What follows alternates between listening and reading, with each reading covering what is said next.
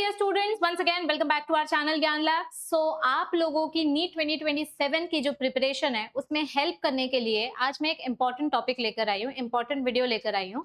इस वीडियो में हम बात करने वाले हैं आपके नीट 2027 के बायोलॉजी के चैप्टर वाइज वेटेज के बारे में।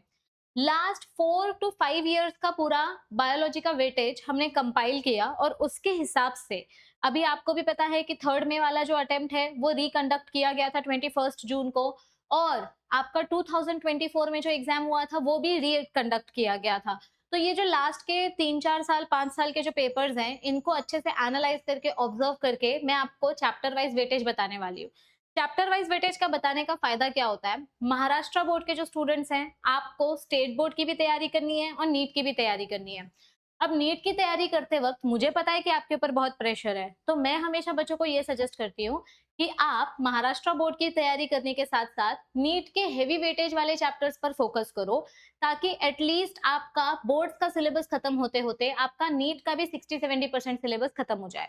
तो मैं आपको क्लास 11th और क्लास 12th दोनों का चैप्टर वाइज वेटेज बताने वाली हूँ। आप अगर चाहिए तो इसका स्क्रीनशॉट ले लीजिएगा ताकि आप अपनी टेक्स्ट बुक में या नोटबुक में इसको अच्छे से नोट डाउन कर सकें। ठीक है, चल तो सबसे पहले स्टार्ट करते हैं क्या क्या चीजें आपको कवर करनी है। अगर आप जेन्युइनली नीट की एग्जाम प्रिपेयर करना चाहते हो, you have to cover class 11th and class 12th का बायोलॉजी सिलेबस, ठीक है, फ्रॉम एनसीईआरटी।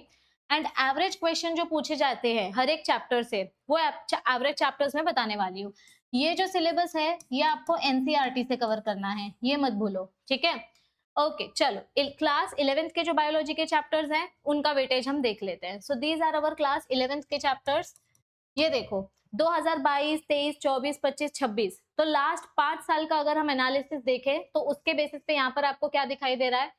लिविंग वर्ल्ड में से एक क्वेश्चन हार्डली पूछा जाता है, बायोलॉजिकल क्लासिफिकेशन में से भी 1-2 क्वेश्चन हार्डली पूछे जाते हैं। प्लांट किंगडम को आप ऑप्शन में स्किप नहीं कर सकते, प्लांट किंगडम में से मिनिमम 3 क्वेश्चन आते ही आते हैं, तो इसको मैं इंपॉर्टेंट कर दूंगी। ठीक है, उसके बाद एनिमल किंगडम भी बहुत इंपॉर्टेंट है क्योंकि इसमें से भी मिनिमम 3 से 4 क्वेश्चंस आते ही आते हैं। और अभी लास्ट 3 साल का अगर हम ट्रेंड देखें तो इसमें से 4 से 5 एमसीक्यूज भी पूछे जा रहे हैं। मॉर्फोलॉजी ऑफ फ्लावरिंग प्लांट्स की अगर हम बात करें तो एक सेकंड रुको, इतना क्यों zoomed है ये।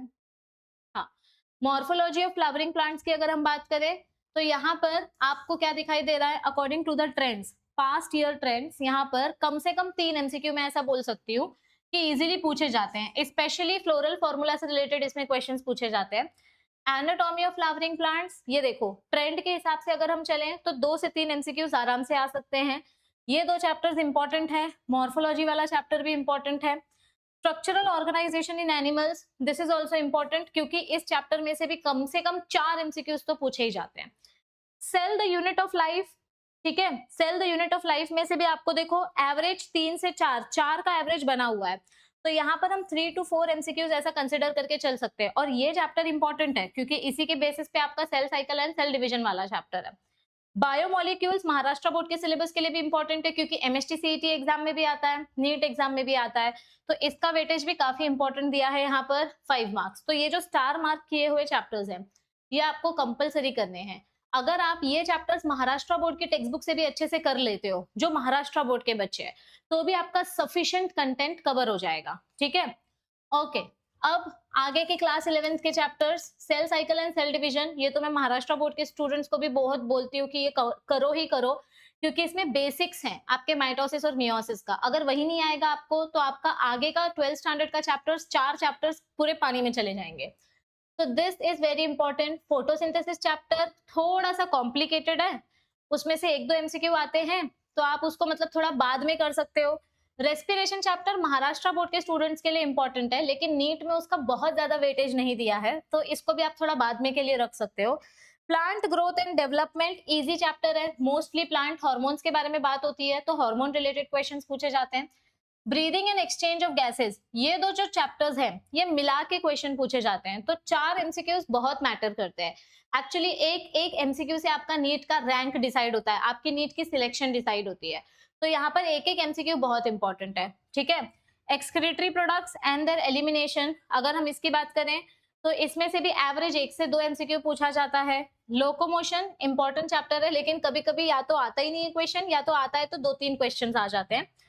Control and coordination, neural control and coordination and chemical coordination, Maharashtra board के बच्चों को ये दोनों चैप्टर कंबाइन करके दिया है, ठीक है।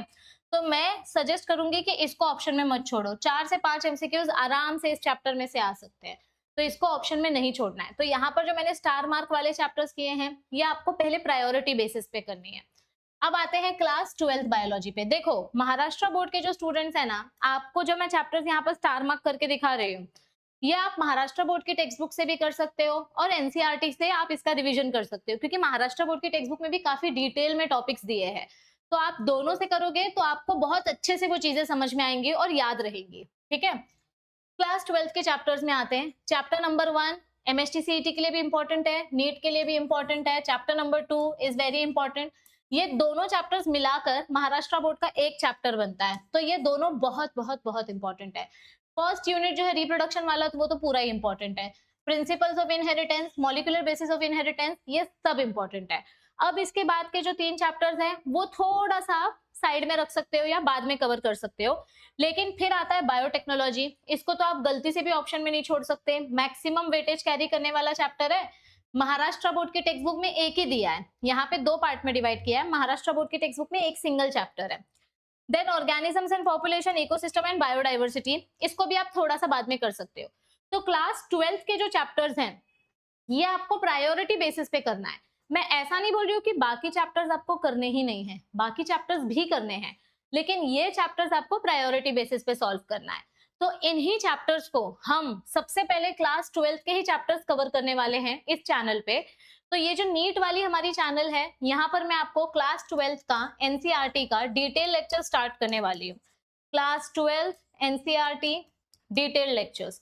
तो डिटेल लेक्चर्स को अच्छे से देखने के लिए, एमसीक्यू सॉल्व करने के लिए, प्रैक्टिस करने के लिए इस चैनल को आप लोग सब्सक्राइब करके रखो। चैनल सब्सक्राइब करोगे तो आपको सारे नोटिफिकेशन मिल जाएंगे।